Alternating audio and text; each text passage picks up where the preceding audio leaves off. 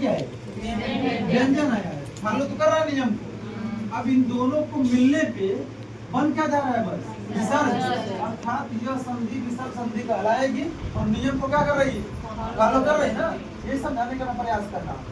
वहीं पर दूसरे शब्दों की अगर बात करेंगे कि यह नियम कौन सा फॉलो कर रहा है, ये तो हमने बता दिया, हमको पता है नियम को।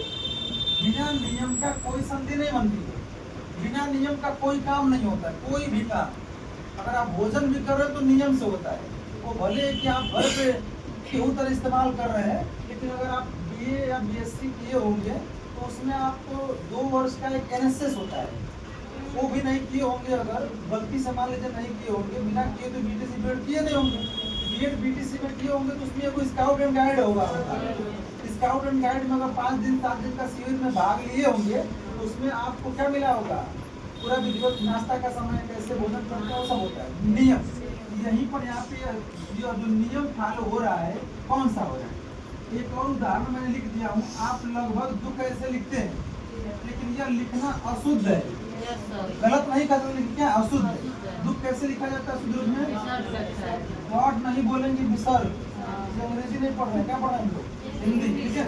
उसी हिसाब से डॉट भी कर सकते हैं, लेकिन डॉट का मतलब क्या होता है? डॉट बस एक, ठीक है ना। तो ये विसर्ग बोलेंगे, कोई दिक्कत नहीं। ये सभी आप देख रहे हैं, हम यह भी लिख रहे हैं, क्या हमने लिखा और यह हमने लिखा है, ठीक, दोनों सही है, लेकिन यह अशुद्ध है और यह क्या है? शुद्ध लिखा है।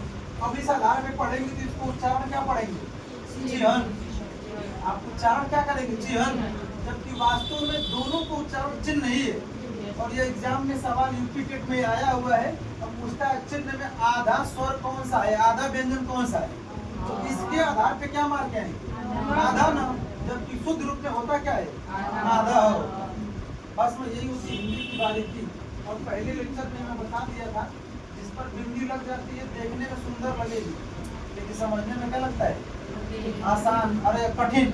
चाहे वह हिंदी हो चाहे वह स्त्री हो, हिंदी नहीं स्त्री, हिंदी तो ये को लगी है ना, वो हिंदी क्या स्त्री।